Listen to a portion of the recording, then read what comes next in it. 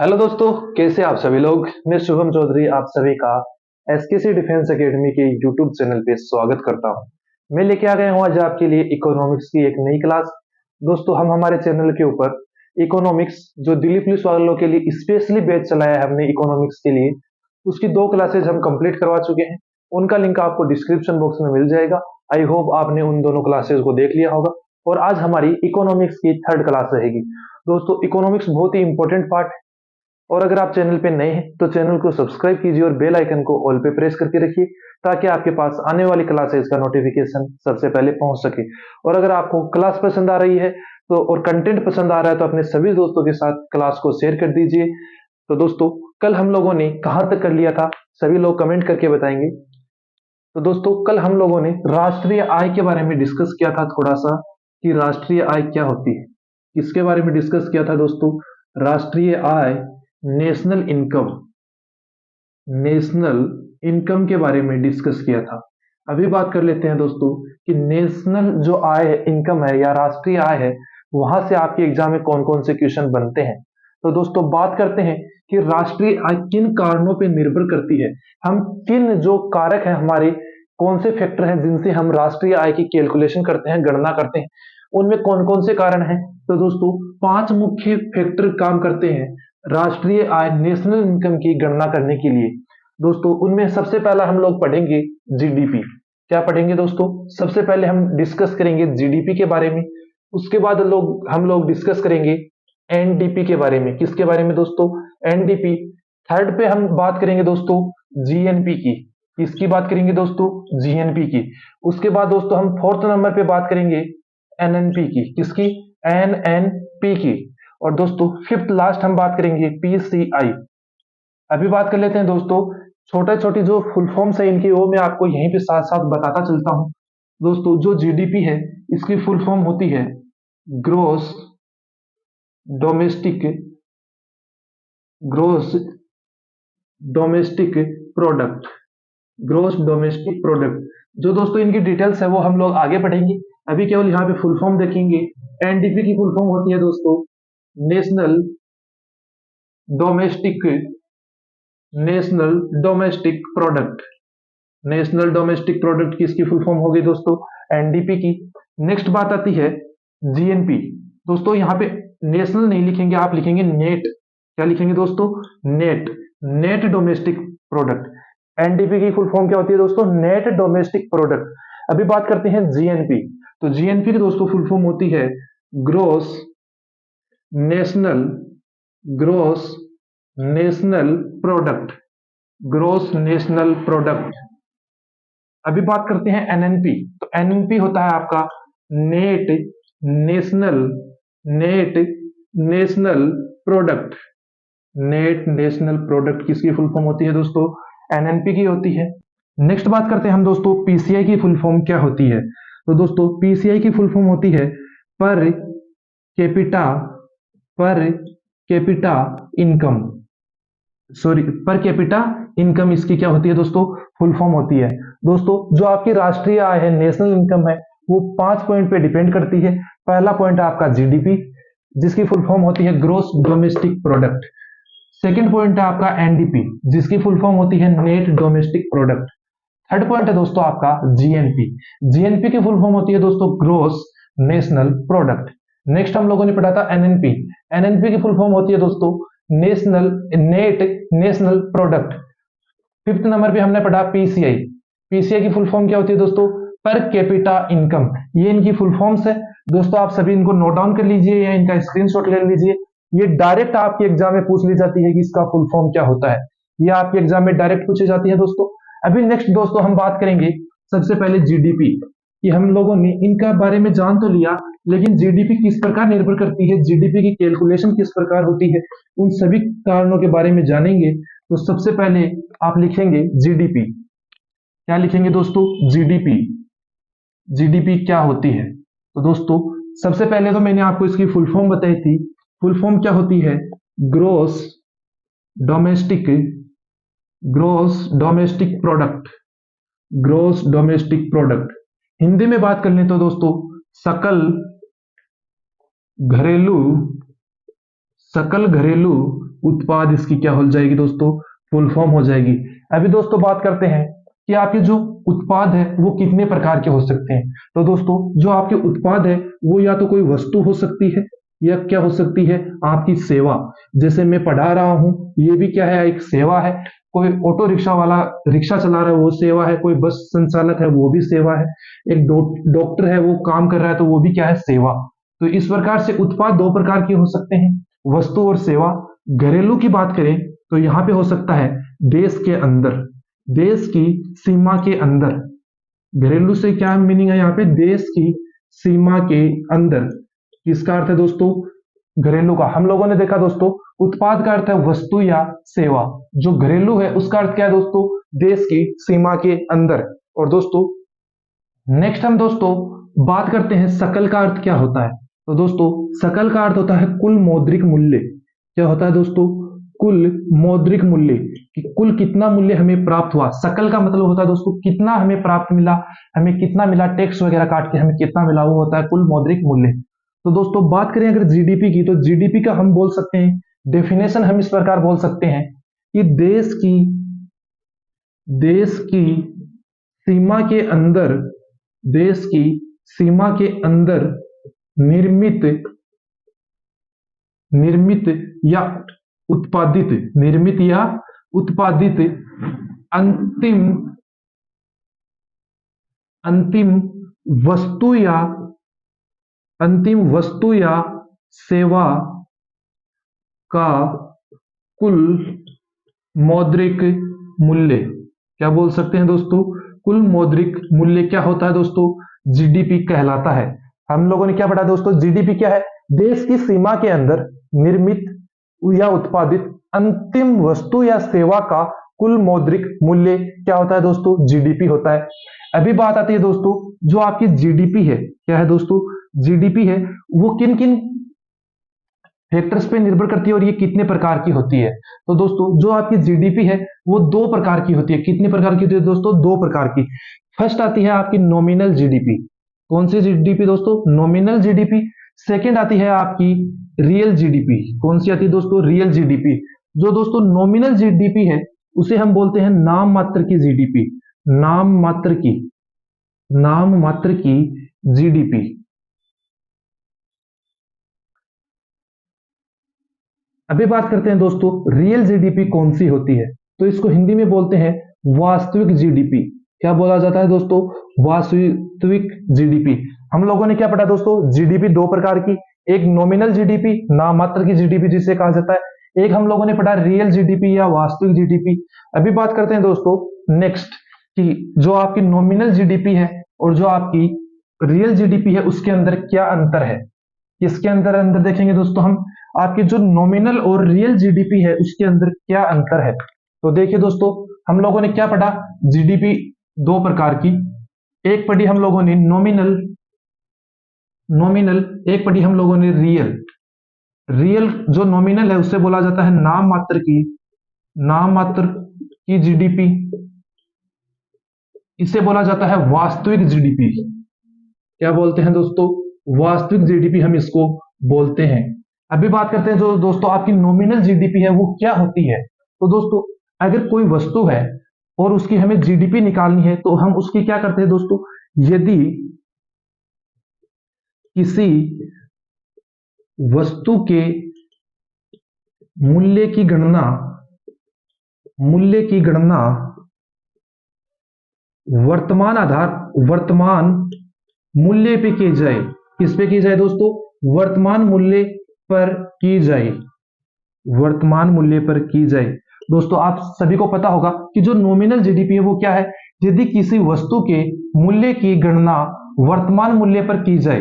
दोस्तों वर्तमान मूल्य किस प्रकार, मान लीजिए मैं आपको बताता हूं कि मान लीजिए जब 2010 था, क्या था दोस्तों 2010, फिर उस समय पे 1 केजी चीनी का भाव, जो आपकी चीनी आती है, शुगर आती है, उसका भाव मान लीजिए दोस्तों था 30 रुपए। कितना था दोस्तों, 30 रुपए उस टाइम पे था। अभी बात करते हैं 2015 में, मान लीजिए वो कितना हो गया, 1 केजी का ही बात कर रहा हूं दोस्तों, मान लीजिए वो 2015 में बढ़ के 40 रुपए हो गया।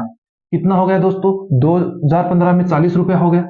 और अभी 2023 में वो कितना हो गया है दोस्तों, वो हो गया है मान लीजिए 50 रुपए पर केजी, 50 रुपए पर केजी हो गया है। तो दोस्तों अगर जो आपकी जीडीपी है उसकी गणना इस मूल्य के ऊपर की जाएगी, जो वर्तमान मूल्य है इस पे अगर जीडीपी की गणना की जाती है दोस्तों, वो कहलाती है आपकी नॉमिनल जीडीपी, नाम मात्र की जीडीपी। अभी बात करते हैं दोस्तों आपकी रियल जीडीपी को, बात करते हैं दोस्तों आपकी रियल वास्तविक जीडीपी के बारे में। तो दोस्तों जो आपकी रियल जीडीपी है उसकी जो गणना है, लिखेंगे आप लोग इसकी गणना आधार वर्ष। अभी बताऊंगा दोस्तों कि आधार वर्ष क्या है। दोस्तों आधार वर्ष को मानक मानकर की जाती है, मानक मानकर की जाती है, उसे क्या कहा जाता है दोस्तों, रियल जीडीपी कहा जाता है। दोस्तों जो आपका आधार वर्ष है, अभी आप लोग लिखेंगे जो आपका आधार वर्ष है वो कौन सा है। तो दोस्तों जो आधार वर्ष है वो वित्त वर्ष 2011-12 को माना जाता है। किसे माना जाता है दोस्तों, 2011-12 को आधार वर्ष माना जाता है। और अगर दोस्तों हमें रियल जीडीपी की गणना करनी है तो हम लोग किस प्रकार करते हैं, जो हमारी प्राइस वैल्यू 2011-12 के अंदर थी हम उसको मानते हैं, और उस समय की जीडीपी जो मूल्य था और वास्तविक जीडीपी की गणना इस प्रकार की जाती है कि जो आपका आधार वर्ष है उसमें मूल्य कितना था, अभी कितना है, उसके डिफरेंस को देखते हुए वास्तविक जीडीपी की गणना की जाती है। अभी बात करते हैं दोस्तों, एक आप लोगों ने नाम सुना होगा वित्त वर्ष का। किसका नाम सुना है दोस्तों, आप लोगों ने वित्त वर्ष का नाम सुना है। किसका नाम सुना है दोस्तों, वित्त वर्ष का। तो दोस्तों एक फाइनेंशियल ईयर कब से स्टार्ट होता है, ये क्वेश्चन भी बार बार एग्जाम में पूछा जाता है कि वित्त वर्ष कब से कब तक होता है। तो दोस्तों आप लोग नोट डाउन करेंगे कि एक वित्त वर्ष 1 अप्रैल से स्टार्ट होके, कब से दोस्तों, 1 अप्रैल से 31 मार्च, 1 अप्रैल से 31 मार्च तक क्या होता है दोस्तों, एक वित्त वर्ष होता है। दोस्तों ये भी बहुत इंपॉर्टेंट पॉइंट है, एग्जाम में डायरेक्ट पूछ लिया जाता है कि एक वित्त वर्ष की शुरुआत कब होती है और अंत कब होता है। तो आपका राइट आंसर होगा शुरुआत 1 अप्रैल, ये तो स्टार्टिंग है, और दोस्तों ये एंड है। जब नेक्स्ट जो 1 अप्रैल आएगा 31 मार्च के बाद, उससे नया वित्त वर्ष स्टार्ट हो जाता है। और दोस्तों बात कर ले अगर वर्तमान में, तो वर्तमान में वित्त वर्ष चल रहा है 2023-24 का। कौन सा चल रहा है दोस्तों, 2023-24 का वित्त वर्ष चल रहा है। जो कब से स्टार्ट हुआ था दोस्तों, वो स्टार्ट हुआ था 1 अप्रैल 2023 से तो शुरू हुआ, और कब तक चलेगा दोस्तों, ये चलेगा 31 मार्च 2024 तक ये वित्त वर्ष चलेगा। और ये वित्त वर्ष कौन सा कहलाता है दोस्तों, 2023-24 का वित्त वर्ष कहलाता है। अभी दोस्तों नेक्स्ट बात करते हैं कि जो आपका जीडीपी है, ग्रोस डोमेस्टिक प्रोडक्ट है, उसकी गणना किस प्रकार से की जाती है। तो दोस्तों आप लोग लिखेंगे कि जीडीपी को काउंट करने का फॉर्मूला होता है GDP equal to nominal GDP upon real GDP into 100। और दोस्तों ये वास्तविक रूप में जीडीपी नहीं, जीडीपी रिफ्लेक्टर आता है। क्या आता है दोस्तों, हमारे पास जीडीपी रिफ्लेक्टर हमें प्राप्त होता है। तो दोस्तों हम बोलेंगे कि एग्जाम में एक बार सीएचएसएल के अंदर ये क्वेश्चन डायरेक्ट पूछा गया था कि जो आपका जीडीपी रिफ्लेक्टर होता है उसका फॉर्मूला क्या होता है। तो दोस्तों जीडीपी रिफ्लेक्टर का फॉर्मूला होता है nominal GDP upon real GDP into 100। Next हम लोग पढ़ने वाले हैं दोस्तों एनडीपी। क्या पढ़ने वाले हैं दोस्तों, एनडीपी। एनडीपी की में दोस्तों मैंने आपको फुल फॉर्म बताई थी, नेट डोमेस्टिक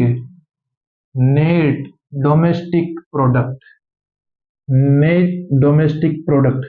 तो दोस्तों हिंदी में बात करें तो नेट का अर्थ होता है शुद्ध, डोमेस्टिक का अर्थ घरेलू, शुद्ध घरेलू, और प्रोडक्ट का अर्थ उत्पाद, शुद्ध घरेलू उत्पाद इसकी क्या हो जाएगी दोस्तों, हिंदी के अंदर फुल फॉर्म हो जाएगी।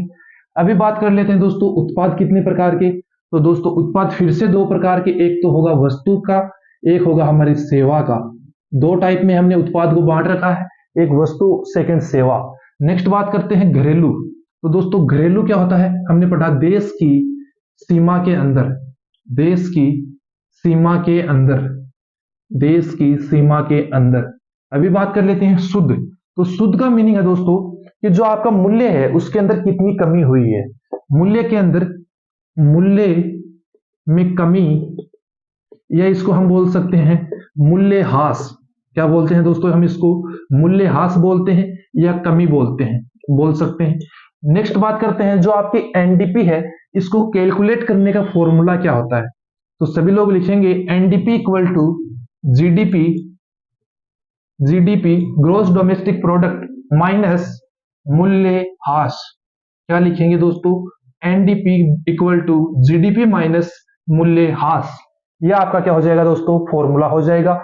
नेक्स्ट हम पढ़ने वाले हैं दोस्तों, तीसरा जो हमारा पॉइंट रहेगा वो रहेगा जीएनपी। क्या रहेगा दोस्तों, जीएनपी हमारा पॉइंट रहेगा। उसके बारे में मैंने आपको फुल फॉर्म तो जीएनपी की बता ही दी थी। जीएनपी की दोस्तों जो फुल फॉर्म होती है वो क्या होती है, आप लिखेंगे 3 नंबर पे जीएनपी। क्या लिखेंगे दोस्तों, जीएनपी। जीएनपी की फुल फॉर्म होती है दोस्तों gross national, gross national product, gross national product. बात करें दोस्तों हिंदी में, तो हिंदी में होती है दोस्तों सकल राष्ट्रीय, सकल राष्ट्रीय उत्पाद, सकल राष्ट्रीय उत्पाद। तो दोस्तों उत्पाद को हमने कितने पार्ट में बांट रखा है, एक वस्तु एक सेवा के रूप में, कि उत्पाद वस्तु भी हो सकती है और सेवा भी हो सकती है।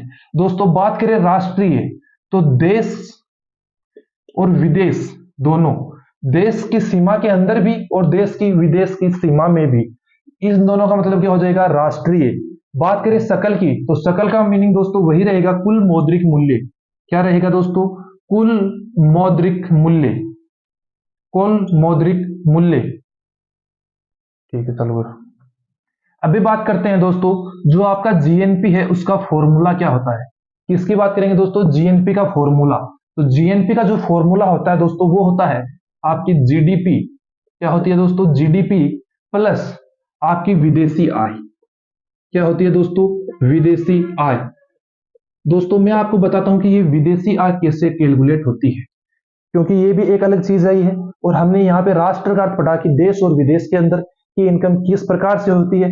तो ये भी जानना आपके लिए जरूरी है, क्योंकि हमें कुछ रटना नहीं है क्लास के अंदर, हमें याद करना है। एग्जाम ओरिएंटेड कंटेंट है, कहीं से भी क्वेश्चन बन सकता है दोस्तों, तो हमें सब कुछ पता होना चाहिए।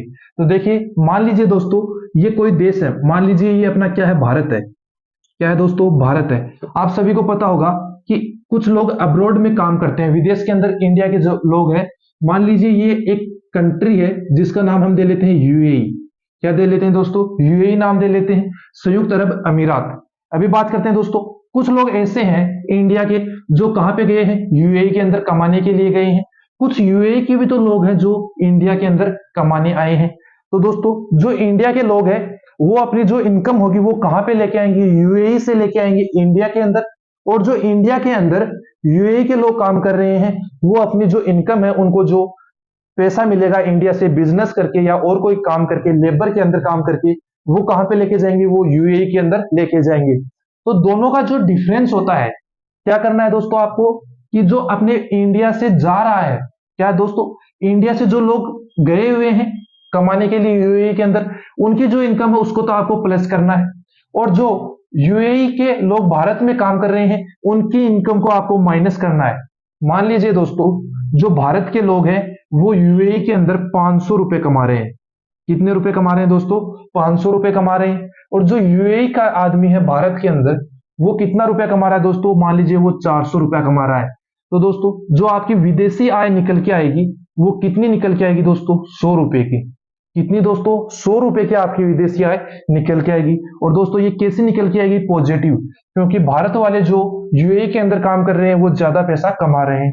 अभी बात करते हैं, मान लीजिए ये यूएई वाले 600 रुपए कमा रहे हैं, जो यूएई के आदमी इंडिया के अंदर बिजनेस कर रहे हैं वो 600 रुपए कमा रहे हैं, और जो इंडिया के लोग यूएई के अंदर है वो केवल 300 रुपए कमा रहे हैं। कितने दोस्तों, 300 रुपए कमा रहे हैं। अभी इसमें से जब हम करेंगे सब्सट्रैक्ट तो हमारे पास आंसर आएगा 300।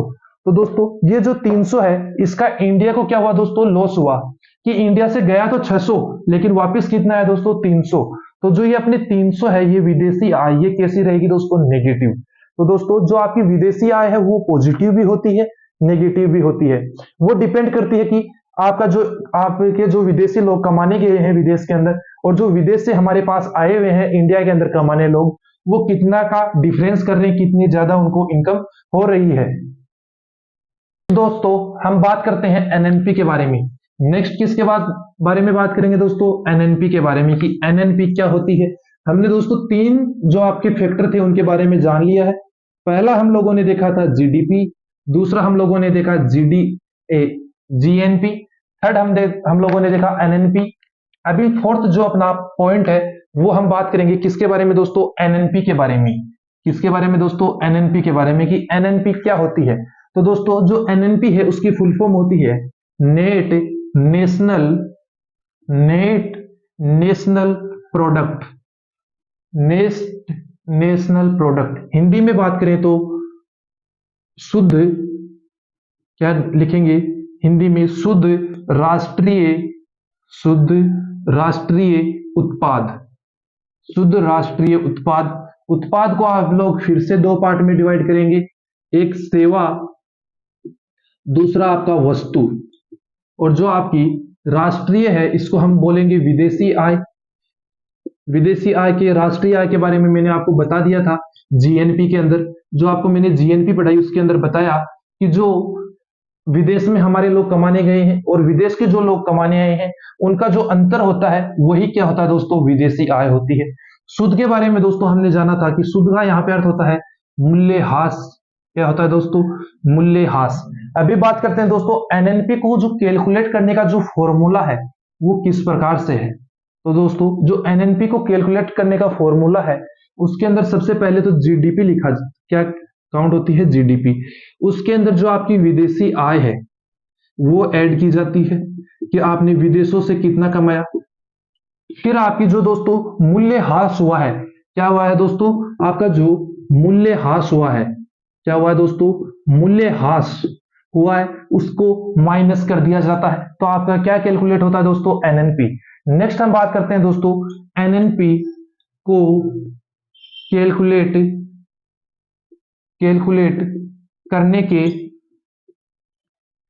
के दो कारक हैं। कितने कारक हैं दोस्तों? दो कारक हैं। अभी बात करते हैं कौन कौन से कारक है। तो जो आपका एनएनपी है उसको कैलकुलेट करने के दो कारक मैंने आपको बताए। पहला जो आपका कारक है वो है एनएनपीएफसी, नेशनल प्रोडक्ट फैक्टर। इसका एफसी का क्या था दोस्तों? फैक्टर। एक होता है दोस्तों आपका एनएनपीएमपी, इसका अर्थ होता है दोस्तों national product market price. Next बात करते हैं दोस्तों जो आपका एफसी है फैक्टर कॉस्ट। क्या है दोस्तों? Factor cost. इसको हिंदी में क्या बोला जाता है? तो दोस्तों इसे बोला जाता है साधन की लागत, कि जो साधन आपका उसकी लागत क्या रही। क्या बोला जाता है दोस्तों? साधन लागत। और जो आपका एमपी है इसे बोला जाता है मार्केट प्राइस। मार्केट प्राइस, बाजार लागत या बाजार मूल्य इसको बोला जाता है। अभी बात कर लेते हैं दोस्तों जो आपका एनएनएफसी है उसको कैलकुलेट करने का फॉर्मूला क्या है। इसको कैलकुलेट करने का दोस्तों जो आपका एनएनएफसी है, एनएनपीएफसी को कैलकुलेट करने का फॉर्मूला। तो दोस्तों सबसे पहले तो एनएनपी मार्केट प्राइस लिखा जाता है, उसके अंदर उसमें से अप्रत्यक्ष कर।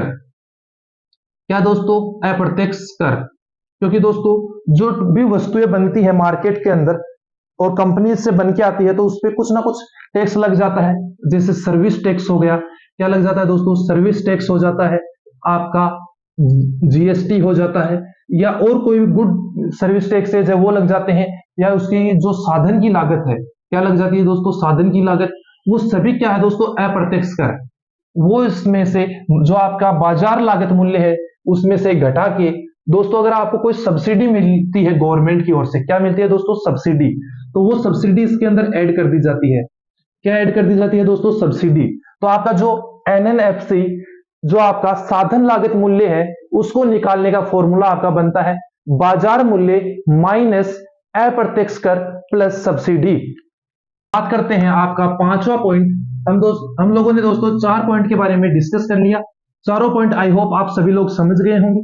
चारों पॉइंट को दोस्तों हम लोग लास्ट के अंदर जब क्लास हमारी कंप्लीट होगी तो आपको एक बार फिर से रिपीट करवा दूंगा दोस्तों।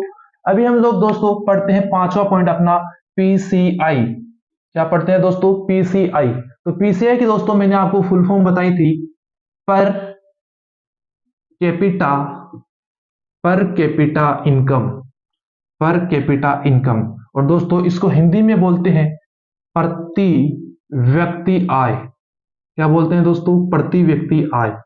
अभी बात आती है दोस्तों कि प्रति व्यक्ति आय या जो आपकी पीसीआई है, पर कैपिटा इनकम, इसको किस प्रकार से कैलकुलेट किया जाता है। तो दोस्तों इसको कैलकुलेट करने का एक आसान सा साधन है दोस्तों। इसको जो कैलकुलेट किया जाता है, इसका एक फॉर्मूला है, जो आपके राष्ट्र की कुल आय है। क्या है दोस्तों? आपकी जो कुल राष्ट्रीय आय है, क्या है दोस्तों? राष्ट्रीय आय। कुल राष्ट्रीय आय में आप क्या करेंगे? कुल जनसंख्या का भाग दे देंगे। क्या दे देंगे दोस्तों? कुल जनसंख्या। कुल जनसंख्या से आप जब डिवाइड करेंगे तो आपके पास पर कैपिटा इनकम निकल के आएगी। और दोस्तों अगर मैं वर्तमान की बात करूं तो दोस्तों जो प्रति व्यक्ति आय है इंडिया के अंदर, प्रति व्यक्ति आय इंडिया की, तो वो लगभग 1 लाख रुपए है। कितनी है दोस्तों? पर कैपिटा इनकम कितनी है इंडिया के अंदर? 1 लाख रुपए है। और दोस्तों जो आपकी राष्ट्रीय आय है, इसके अंदर मेरी भी आय काउंट होगी, आपके माता पिता की भी काउंट होगी, आपके और भी कोई ऑटो रिक्शा वाला है उसकी भी, बस वाले की भी, और हमारे प्रधानमंत्री हो गए, मान लीजिए राष्ट्रपति हो गए, अंबानी जी हो गए, उनकी भी इसके अंदर इनकम काउंट होती है। दोस्तों इस प्रकार से जो प्रति व्यक्ति आय निकल के आती है वर्तमान में, वर्तमान में जो प्रति व्यक्ति आय है वो कितनी है दोस्तों? 1 लाख रुपए प्रति व्यक्ति आय है। नेक्स्ट बात करते हैं दोस्तों, जो आपकी प्रति व्यक्ति आय है उसकी गणना कौन सी संस्थान करती है।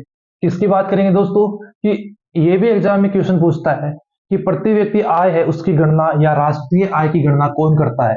तो जो आपकी राष्ट्रीय आय है, क्या है दोस्तों? राष्ट्रीय आय और जो प्रति व्यक्ति आय, दोनों की जो गणना है वो एक संस्था है इंडिया की, जिसका नाम है सीएसओ। क्या नाम है दोस्तों? शॉर्ट में नाम बता रहा हूं दोस्तों, ये सीएसओ है। एग्जाम में डायरेक्ट पूछ लिया जाता है सीएसओ किसकी गणना करती है। तो सीएसओ दोस्तों राष्ट्रीय आय और प्रति व्यक्ति आय की गणना करती है। अभी बात करते हैं जो आपका सीएसओ है, इसकी फुल फॉर्म क्या होती है। तो दोस्तों सीएसओ की फुल फॉर्म होती है सेंट्रल स्टैटिस्टिक्स स्टैटिस्टिक्स ऑफिस।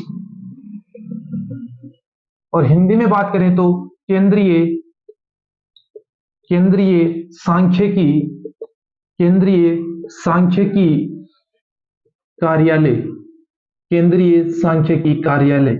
अभी बात करते हैं दोस्तों, जो आपका सीएसओ है, केंद्रीय सांख्यिकी कार्यालय है, इसकी स्थापना कब हुई। ये भी एग्जाम में पूछ लिया जाता है। एक बार दोस्तों ये शायद सीपीओ का एग्जाम था। किसका था? सीपीओ के एग्जाम में क्वेश्चन पूछा गया था कि जो केंद्रीय सांख्यिकी कार्यालय है उसकी स्थापना कब की गई। तो इसकी स्थापना की गई थी दोस्तों 1951 में।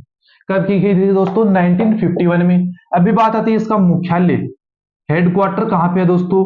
तो दोस्तों जो आपकी सेंट्रल स्टैटिस्टिक्स ऑफिस है, केंद्रीय सांख्यिकी कार्यालय है, उसका जो मुख्यालय है वो है आपका नई दिल्ली। कहां पे है दोस्तों? इसका मुख्यालय स्थित है दोस्तों नई दिल्ली के अंदर। कहां पे है दोस्तों मुख्यालय इसका? नई दिल्ली के अंदर। हम लोगों ने क्या पढ़ा दोस्तों कि जो आपकी राष्ट्रीय आय है उसका मापन कौन करता है? सीएसओ करता है। इसको क्या बोला जाता है हिंदी में दोस्तों? केंद्रीय सांख्यिकी कार्यालय बोला जाता है। इसकी जो स्थापना है वो कब हुई थी दोस्तों? 1951 में हुई थी। जो इसका मुख्यालय है वो कहां पे दोस्तों? नई दिल्ली के अंदर है। नेक्स्ट बात करते हैं दोस्तों, जो आपका सीएसओ है, क्या है दोस्तों? सीएसओ है। सीएसओ कौन से मंत्रालय के, सीएसओ कौन से मंत्रालय के अधीन आता है। सीएसओ कौन से मंत्रालय के अधीन आता है, ये भी एग्जाम में दोस्तों बार बार क्वेश्चन पूछा जाता है। तो दोस्तों जो आपका सीएसओ है वो MOSPI, किसके अंदर दोस्तों? MOSPI जो मिनिस्ट्री है उसके अंडर कार्य करता है, और इसके अंदर ही दोस्तों ये राष्ट्रीय आय की गणना करता है। अभी बात आती है दोस्तों MOSPI की फुल फॉर्म क्या होती है। तो ministry of statistics programme implementation. क्या होती है दोस्तों? Ministry of statistics programme implementation, इसकी क्या हो जाएगी दोस्तों? फुल फॉर्म हो जाएगी। नेक्स्ट दोस्तों हम बात करेंगे, आप सभी लोगों ने मुद्रास्फीति या महंगाई के बारे में जरूर सुना होगा। ये मुद्रास्फीति हो गई दोस्तों, आप सभी सुनते हैं कि किसी देश के अंदर मुद्रास्फीति होगी, अविस्फीति होगी, अपस्फीति होगी, तो ये चीजें क्या होती है, यहां से भी आपकी एग्जाम में क्वेश्चन पूछता है। पहले बात करते हैं इन्फ्लेशन। इन्फ्लेशन मुद्रास्फीति। इन्फ्लेशन मुद्रास्फीति क्या है? तो दोस्तों जो आपकी मुद्रास्फीति है, इन्फ्लेशन है, इसको महंगाई के नाम से भी जाना जाता है। महंगाई किस नाम से जाना जाता है दोस्तों? महंगाई के नाम से भी जाना जाता है। अभी बात करते हैं दोस्तों, जब मुद्रास्फीति होती है तो क्या बातें होती है। तो दोस्तों आप सभी लिखेंगे, जब मुद्रास्फीति होती है, महंगाई होती है, तो दोस्तों जो हमारी क्रय शक्ति है, क्या होती है दोस्तों? क्रय शक्ति। क्रय शक्ति से मीनिंग है दोस्तों, जो हमारी मुद्रा है, मुद्रा का मूल्य या मुद्रा की जो खरीदने की शक्ति है, या मुद्रा की शक्ति जिसको हम बोलते हैं, उसके अंदर दोस्तों क्या होती है? कमी होती है। क्रय शक्ति के अंदर दोस्तों क्या होती है? कमी होती है। बात करते हैं दोस्तों, जो मुद्रास्फीति है उसके अंदर क्या होता है? आपकी जो वस्तु या सेवा है, वस्तु या सेवा, जो आपका उत्पाद है, इसको हम एक साथ बोल सकते हैं उत्पाद। क्या दोस्तों? उत्पाद है, उस उत्पाद के मूल्य में निरंतर वृद्धि होती रहती है। निरंतर वृद्धि होती रहती है। निरंतर वृद्धि होती रहती है। तो इस प्रक्रिया को क्या कहा जाता है दोस्तों? इन्फ्लेशन या मुद्रास्फीति के नाम से जाना जाता है। किस नाम से जाना जाता है दोस्तों? इन्फ्लेशन या मुद्रास्फीति के नाम से जाना जाता है। अभी बात करते हैं दोस्तों, जो आपकी इन्फ्लेशन है, मुद्रास्फीति है, वो कितने प्रकार की होती है। तो दोस्तों जो आपकी इन्फ्लेशन है या मुद्रास्फीति है, ये दो प्रकार की होती है। कितने प्रकार की होती है दोस्तों? दो प्रकार की। पहला जो इसका प्रकार है वो है लागत प्रेरित मुद्रास्फीति। लागत प्रेरित मुद्रास्फीति। और जो आपका सेकेंड टाइप है वो बनता है दोस्तों मांग जनित मुद्रास्फीति। मांग जनित मुद्रास्फीति, ये आपका क्या बनता है दोस्तों? नेक्स्ट पॉइंट बनता है। पहली कौन सी टाइप है दोस्तों? इन्फ्लेशन मुद्रास्फीति की, लागत प्रेरित मुद्रास्फीति। सेकंड है मांग जनित मुद्रास्फीति। अभी बात करते हैं दोस्तों कि लागत प्रेरित मुद्रास्फीति क्या होती है। तो दोस्तों जो आपकी लागत प्रेरित मुद्रास्फीति, इसमें क्या होता है दोस्तों? लागत बढ़ने पर मूल्य में वृद्धि। लागत बढ़ने पर मूल्य में वृद्धि क्या कहलाती है दोस्तों? आपकी मुद्रास्फीति कहलाती है। दोस्तों इसको आप इस प्रकार से समझ सकते हैं, मान लीजिए एक कोई कंपनी है, ये एक कंपनी है दोस्तों, इसके अंदर 5 वर्कर काम कर रहे हैं। कितने दोस्तों? 5 वर्कर काम कर रहे हैं। एक जो वर्कर है, इसकी कीमत की इसकी जो सैलरी है दोस्तों, वो है 500 रुपए की। कितनी है दोस्तों? 500 रुपए की। और दोस्तों ये जो 5 वर्कर हैं, ये एक दिन में 1000 यूनिट बनाते हैं। कितनी यूनिट बनाते हैं दोस्तों? 1000 यूनिट। और जो एक यूनिट है उसकी प्राइस है दोस्तों 10 रुपए। तो टोटल इन्होंने कितना बनाया दोस्तों? कितने रुपए का बनाया? 10,000 रुपए का। कितना बनाया दोस्तों? 10,000 रुपए का। तो दोस्तों जो मालिक है कंपनी का, वो क्या करेगा? इस 10,000 के ऊपर अपना प्रॉफिट लेगा, उसके अंदर ही से ही ये जो लेबर है इनकी कॉस्ट भी निकालेगा। लेकिन दोस्तों क्या बोला मैंने? लागत बढ़ने पर मूल्य में वृद्धि। तो दोस्तों जब ये 5 है, तो दोस्तों मैं बात करता हूं जब ये कुछ समय बाद अपना वेतन बढ़ा देते हैं। क्या बढ़ा देते हैं दोस्तों? वेतन बढ़ा देते हैं। 600 रुपए कर दिया, मान लीजिए इन्होंने क्या कर दिया? अपना वेतन 600 रुपए। इन्होंने बोला कंपनी के मालिक को कि अब हम तो 500 रुपए में काम नहीं करेंगे, हम तो 600 रुपए लेंगे, वरना हम तो काम नहीं करेंगे, दूसरे को पकड़ लीजिए आप। तो आपको क्या करेंगे दोस्तों? ये अभी भी एक दिन में क्या कितनी यूनिट करेंगे? बाहर निकालेंगे अपनी कंपनी से 1000 यूनिट। लेकिन जो इनका मालिक है वो क्या करेगा? पर यूनिट की जो कॉस्ट पहले 10 रुपए थी, अब उसको मान लीजिए वो 12 रुपए कर देगा, क्योंकि वहां पे उसकी क्या बढ़ गई है? यहाँ पे लागत। पहले वो वर्कर्स को पर वर्कर 500 रुपए दे रहा था, अभी वो पर वर्कर 600 रुपए दे रहा है। तो वो उसको अपना जो लॉस है उसको कवर करने के लिए क्या करेगा? कीमत बढ़ाएगा, वस्तु की कीमत बढ़ाएगा। इसी को क्या बोला जाता है दोस्तों? लागत प्रेरित मुद्रास्फीति। नेक्स्ट बात करते हैं दोस्तों, मांग जनित मुद्रास्फीति क्या होती है। तो दोस्तों मांग जनित मुद्रास्फीति में होता है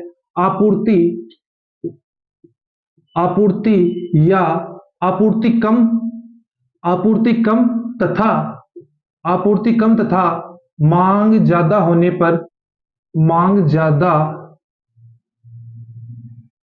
होने पर मूल्य में वृद्धि मूल्य में वृद्धि क्या कहलाती है दोस्तों? मांग जनित मुद्रास्फीति कहलाती है। और दोस्तों इसका तो मैं आपको लेटेस्ट एग्जांपल देता हूं।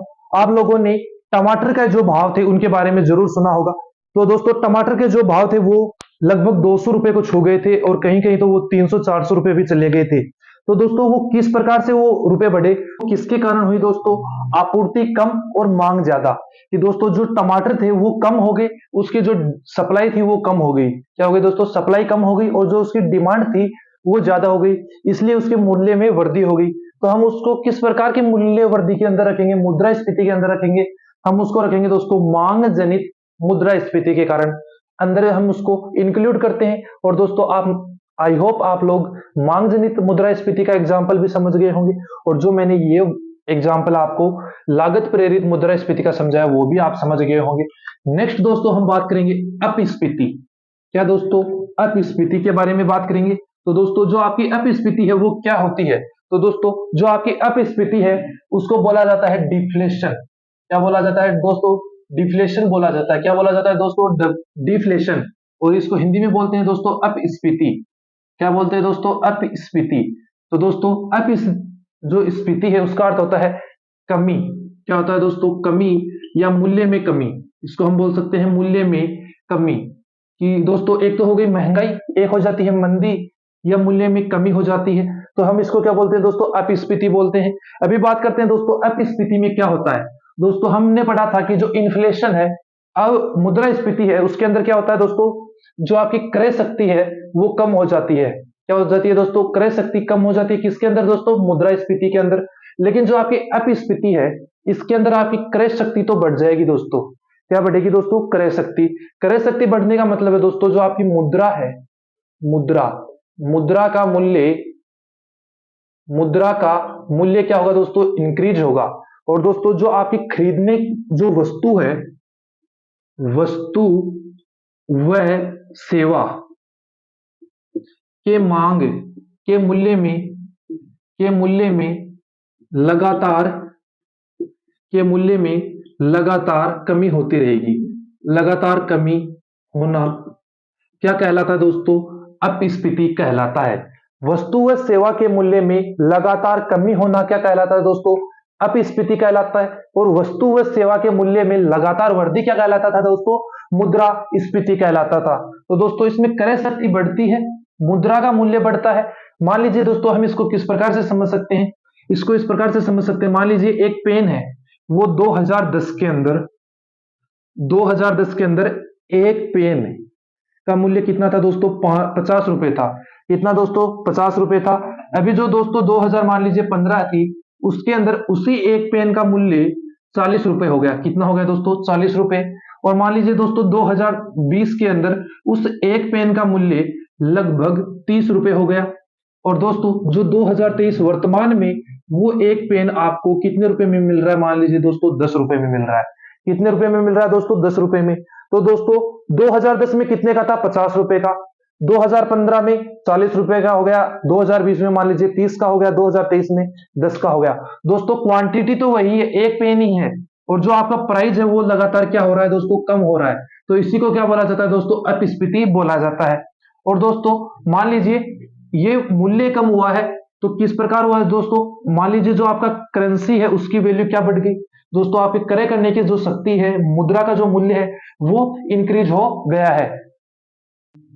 नेक्स्ट बात करते हैं दोस्तों कि आपकी मुद्रास्फीति और अपस्फीति में सबसे बढ़िया कौन सी है, कौन सी हमारे समाज के लिए बढ़िया है? तो दोस्तों जो आपकी मुद्रास्फीति, आप सभी मुझे कमेंट करके बताएंगे कि मुद्रास्फीति समाज के लिए बढ़िया है या जो आपकी अपस्फीति, क्या दोस्तों जो आपकी अपस्फीति है वो समाज के लिए बढ़िया है? तो दोस्तों बता देता हूं कि मुद्रास्फीति अगर धीरे धीरे हुई वृद्धि क्या है? समाज के लिए बढ़िया है, अपनी सोसाइटी और अपनी अर्थव्यवस्था के लिए बढ़िया है। लेकिन दोस्तों अचानक हुई मुद्रास्फीति बेकार है। लेकिन दोस्तों जो अपस्फीति होती है वो हमेशा ही नुकसान करती है। क्या करती है दोस्तों? हमेशा नुकसान करती है। ये धीरे धीरे अगर इसके अंदर वृद्धि होती है, मुद्रास्फीति होती है, तो ये बढ़िया रहती है, और अचानक हो जाती है तो ये भी घातक साबित हो सकती है अपनी अर्थव्यवस्था के लिए, अपनी अर्थव्यवस्था को ये डैमेज कर सकती है। अभी नेक्स्ट बात करते हैं दोस्तों कि जो मुद्रास्फीति है, क्या है दोस्तों? मुद्रास्फीति। मुद्रास्फीति मुद्रास्फीति महंगाई या महंगाई को नियंत्रित महंगाई को नियंत्रित करने की प्रक्रिया प्रक्रिया क्या कहलाती है? ये एग्जाम में दोस्तों डायरेक्ट क्वेश्चन पूछा जाता है, क्या कहलाती है, और दोस्तों बार बार पूछे जाने वाला क्वेश्चन है। और जब इकोनॉमिक्स से पेपर बनता है तो इस पॉइंट को सबसे पहले लिया जाता है कि मुद्रास्फीति या महंगाई को नियंत्रित करने की प्रक्रिया क्या कहलाती है? तो दोस्तों ये कहलाती है अविस्फीति। क्या कहलाती है दोस्तों? ध्यान से देखिएगा दोस्तों, क्या लिखा है? अविस्फीति, न कि अपस्फीति। दोस्तों अविस्फीति और जो आपका अपस्फीति था, क्या था? अपस्फीति, दोनों में फर्क है, वो आपको साफ साफ दिख रहा होगा कि अपस्फीति क्या है और अविस्फीति क्या है। अपस्फीति क्या थी दोस्तों? कमी, मूल्य के अंदर लगातार कमी होना। और जो अविस्फीति है वो क्या होती है? मुद्रास्फीति या महंगाई को नियंत्रित करने की प्रक्रिया क्या कहलाती है दोस्तों? अविस्फीति कहलाती है। और दोस्तों इसको, जो अविस्फीति है, इसको एक और नाम से जाना जाता है जिसको बोलते हैं दोस्तों विस्फीति। क्या बोलते हैं दोस्तों? विस्फीति। तो दोस्तों जो महंगाई को नियंत्रित किया जाता है वो किस प्रकार से किया जाता है, इसको हम एक डायग्राम के माध्यम से समझेंगे। मान लीजिए दोस्तों ये एक लाइन है जीरो की। किसकी लाइन है दोस्तों? जीरो की। मान लीजिए दोस्तों ये मूल्य में वृद्धि हो रही है, लगातार वृद्धि हो रही है मूल्य के अंदर। तो दोस्तों जो अपनी गवर्नमेंट है वो क्या करेगी? इस मूल्य को नियंत्रित करने के लिए अपनी नीतियां लाएगी। दोस्तों कौन सी नीतियां लाती है गवर्नमेंट? वो गवर्नमेंट लाती है मौद्रिक नीतियां। कौन लाती है दोस्तों? मौद्रिक नीतियां। और दोस्तों मौद्रिक नीतियों का निर्माण कौन करता है? मौद्रिक नीतियों का निर्माण करता है दोस्तों आरबीआई। कौन करता है दोस्तों? आरबीआई मौद्रिक नीतियों का निर्माण करता है। और गवर्नमेंट क्या करेगी दोस्तों? जो ये मुद्रास्फीति हुई है, क्या हुई है दोस्तों? मुद्रास्फीति, इसको कम करने के लिए गवर्नमेंट क्या करेगी दोस्तों? एक कोई प्रोजेक्ट लेके आएगी। और इसको तो क्या कहा जाता है दोस्तों? जो ये मान लीजिए वापस इसको जीरो पॉइंट पे लाना क्या कहलाता है दोस्तों? अविस्फीति। क्या कहलाता है दोस्तों? अविस्फीति या विस्फीति। क्या कहलाता है दोस्तों? अविस्फीति या विस्फीति। और जो आपका ये स्लोप है ये क्या कहलाता है दोस्तों? आपका मुद्रास्फीति कहलाता है। क्या कहलाता है दोस्तों? मुद्रास्फीति कहलाता है। अभी बात कर लेते हैं दोस्तों, अगर हमने पढ़ा कि मुद्रास्फीति या महंगाई को नियंत्रित करने की प्रक्रिया अविस्फीति कहलाती है, तो जो आपकी अपस्फीति है उसको कंट्रोल करने की, उसको नियंत्रित करने की प्रक्रिया क्या कहलाती है? तो सभी लोग लिखेंगे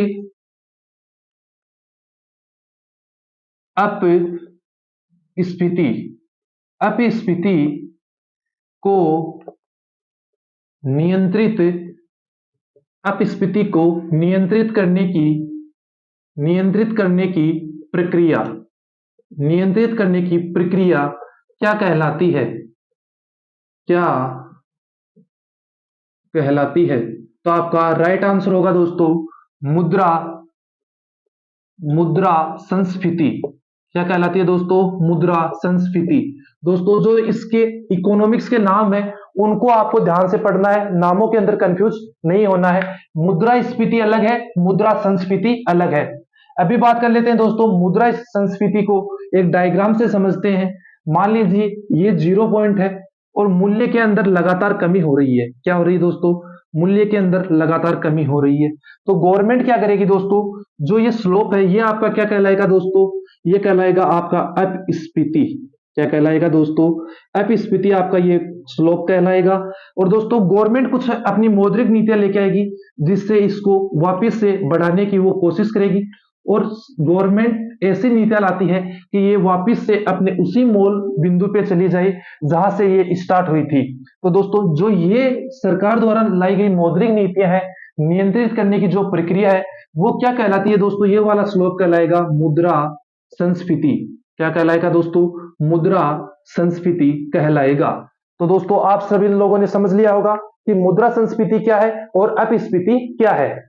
नेक्स्ट दोस्तों हम जानेंगे मुद्रास्फीति के बारे में। किसके बारे में दोस्तों? मुद्रास्फीति मंदी के बारे में या महंगाई के बारे में। तो दोस्तों जो आपकी मुद्रास्फीति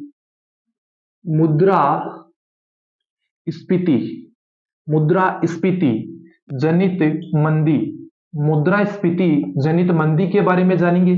और दोस्तों जो मंदी है उसे इंग्लिश में कहा जाता है इन रिफ्लेक्टर। क्या कहा जाता है दोस्तों? इन रिफ्लेक्टर कहा जाता है। तो मुद्रास्फीति जनित मंदी, इसको दोस्तों एक अन्य नाम से जाना जाता है, वो है स्फीति गतिरोध। स्फीति गतिरोध के नाम से भी इससे ही जाना जाता है। किसे दोस्तों? मुद्रास्फीति जनित मंदी को स्फीति गतिरोध भी कहा जाता है। अभी बात करते हैं दोस्तों ये क्या है। तो दोस्तों जो मुद्रास्फीति जनित मंदी है, यह है अर्थव्यवस्था अपनी जो इकोनॉमी या अर्थव्यवस्था की एक प्रक्रिया है। अर्थव्यवस्था की एक प्रक्रिया या व्यवस्था है। और दोस्तों ये कितने कारणों पे निर्भर करती है? दोस्तों ये 3 पॉइंट पे निर्भर करती है। जो इसमें पहला है वो आता है मुद्रास्फीति में उच्च वृद्धि। मुद्रास्फीति में उच्च वृद्धि की जो आपकी महंगाई है वो बहुत ज्यादा बढ़ जाए या तीव्र गति से बढ़े तो उसे क्या कहते हैं? मुद्रास्फीति में उच्च वृद्धि। सेकंड इसका जो फैक्टर काम करता है दोस्तों अपना, वो है बेरोजगारी का उच्च होना। बेरोजगारी उच्च होना या बेरोजगारी में वृद्धि, ज्यादा बेरोजगार अगर होंगे तो वो भी मंदी का कारण बनता है दोस्तों। नेक्स्ट जो अपनी तीसरा पॉइंट आता है वो बनता है दोस्तों आर्थिक